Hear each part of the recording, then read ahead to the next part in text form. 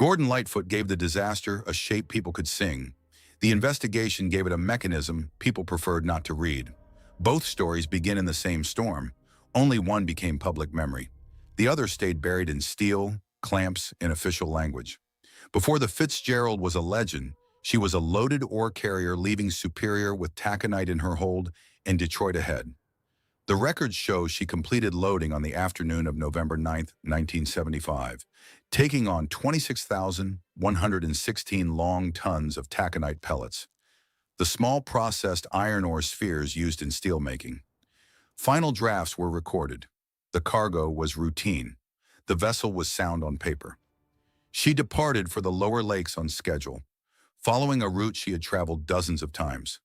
This was not an expedition. It was a job. The Arthur M. Anderson, a companion vessel out of the same port, would sail with her along the same heavy weather route. 2 ships, 1 storm incoming, and a passage the industry made in November because the season required it. Ernest McSorley was 63 years old and near the end of his last season on the lakes. In later family and industry reporting, the picture that emerges is of a captain who had spent decades on these waters, who understood Lake Superior's moods better than most, and who intended to retire when the shipping season closed. Oliver Buck Champeau was 41, a Marine veteran. He was on his first trip aboard the Fitzgerald, and later family accounts suggest he had come aboard for this particular late-season run because the pay mattered. His daughter later recalled that he had taken the work knowing the season was at its close, and the weather could be difficult. He was a careful man who understood risk and accepted it when it came with a paycheck. One man knew the lakes almost too well. One had come aboard for a risky late-season run because the pay mattered. Bruce Hudson was 22 years old, one of 3 deckhands whose work included the hatch covers, the large closures that sealed the cargo holds against boarding seawater on the open deck.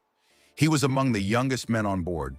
The records show that shore personnel observed crew replacing hatch covers after loading at Superior, and that no loading difficulty or damage was reported at departure. What the records do not say is whether every closure clamp was properly set and whether each cover seated against its coaming, the raised lip around each hatch opening, with enough force to resist what the weather was about to demand. That distinction between a cover that was placed and a cover that was weather-tight would become the center of the official investigation. That is why the official theory did not land as an abstraction for families. It landed on names. It landed on Bruce Hudson. The records show the covers were replaced after loading. They do not prove every clamp held the force the weather was about to demand. In this case, the difference between covered and weather-tight matters. To understand what that difference means, it helps to hold 3 things together at once. First, the ship was sitting lower in the water than older standards would have required. A series of load line amendments in 1969, 1971, and 1973 had reduced the required freeboard, the distance between the waterline and the main deck, for Great Lakes bulk carriers. The Fitzgerald was operating within those amended limits. A lower deck is not a cause by itself. It is an invitation. Second, a deck that sits lower gets boarded by seas more often and with less need for extreme conditions. Water crosses the deck routinely in heavy weather. It presses against whatever is in its path. Third, hatch covers on Great Lakes bulk carriers of the Fitzgerald's era were large, heavy closures clamped to the coaming around each cargo opening. Proper seating required each clamp to compress the gasket material between cover and coaming with enough torque to hold against that pressure. A cover that looked correct from any distance would pass a visual inspection in calm water. Whether it would hold against repeated boarding seas depended on details that shore observation could not confirm, and the crew had no instrument to verify underway. When those 3 things align on the same voyage, the question of weather-tight becomes more than a formality. McSorley and the captain of the Anderson, Jesse Cooper, chose the northern route along the Canadian shore, using the lee of the landmass to reduce their exposure to open lake conditions. The NTSB described this as accepted heavy weather practice on Lake Superior. It was a reasonable decision given what the forecast said that morning. The route was not reckless on paper. The storm was moving faster than paper. The system deepened and tracked in a way that outran the forecast models of the time. What was projected as a manageable northern passage became, by evening, a course directly through the worst of it. The records show that by approximately 1900 hours, the Anderson was reporting 50-knot winds and 16-foot waves. Testimony placed seas near Caribou Island in a range of 18 to 25 feet, with higher gusts. Modern atmospheric modeling, published by researchers from NOAA and the Great Lakes Environmental Research Laboratory in 2006, found that the worst modeled marine conditions for that date coincided in time and location with the last known position of the Fitzgerald. Weather did matter. The mistake is letting weather become the whole explanation. By afternoon and into the evening of November 10th, the Fitzgerald was already showing signs that the records note, but cannot fully explain. The ship had developed a list, a lean to one side indicating uneven weight or water distribution. McSorley reported to Cooper on the Anderson that the Fitzgerald had sustained topside damage, lost both radar units to the weather, and was taking on water. He asked the Anderson to stay in company. The record does not give us men watching a hatch fail. It gives us a damaged ship, a list, and water finding places it should not have been. That is thinner than a scene. It is stronger than a legend. A bulk carrier does not develop a significant list from weather alone in normal operation. A list means mass has shifted or water has entered somewhere that changed the balance.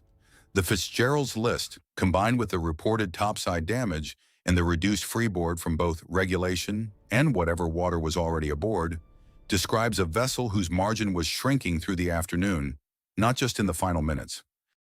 At approximately 1910 EST, McSorley told Cooper on the Anderson that the Fitzgerald was holding her own. A few minutes later, the Fitzgerald was gone from radar. Gone from radio. There was radio contact, and then there was none. No distress call reached the Anderson, the shore, or any station that could have answered in time. The last message was routine. Nothing followed it. The rogue wave theory is attractive because it explains that silence. A sound ship meets one impossible sea, and there is no time for a call. It leaves no useful warning, no time to understand. It overwhelms a vessel that had no prior compromise. It is quick, it is complete, and it requires no one to have failed at anything before the moment it arrived. That version is not impossible. Extreme seas were present. A single catastrophic event, weather alone, is the explanation that leaves everyone's work intact. But the record makes it harder to hold. The list was already there before the last contact. The topside damage was already reported. The effective freeboard was likely already shrinking as water accumulated aboard. A sound ship meeting its first serious problem only in those final minutes does not present these signs hours earlier. The NTSB did not prove every minute of the sinking. It did something colder. It identified the mechanism most consistent with the wreck. After the last contact, the Fitzgerald is no longer in anyone's record as a living ship. Everything after that has to be rebuilt from wreckage, weather, and the shape of broken steel. That gap, the missing hours between the last message and the first search, holds no testimony, no log, no survival account. Every reconstruction of what happened in those final minutes is exactly that, a reconstruction. The NTSB's version has no farewell on deck. It has flooding through failed closures, loss of freeboard, heavy boarding seas, and one or more hatch covers giving way under load. The sequence, as the probable cause describes it: water entering through compromised hatch covers over some period of time, reducing freeboard and producing the list McSorley reported, followed by the ship reaching a condition where the deck was low enough and the seas heavy enough that the flooding became catastrophic. A sudden, massive inflow of water into the cargo hold, a vessel that sank in seconds. In May 1976, a remotely operated vehicle called Curve 3 was sent to the bottom of Lake Superior to document what remained of the Edmund Fitzgerald. The records show it made 12 dives over the course of the survey, accumulating more than 56 hours of bottom time, producing 43,255 feet of videotape and 985 photographs. The ship came back to the investigators as two large sections, a missing middle, and a debris field that refused a simple story. The bow section lay upright on the bottom, The stern lay inverted. Between them, a span of roughly 200 feet of the ship's midsection was absent as a coherent structure. The breakup pattern told investigators something about forces, but it could not by itself tell them sequence. Whether the ship broke on the surface or after impact with the bottom remained a matter of interpretation, and the NTSB was clear about that limit. The hatch evidence was not neat. One cover, the forward number 1 hatch cover, was found inside its own hatch opening, below deck level, rather than seated on top. Other covers were missing entirely.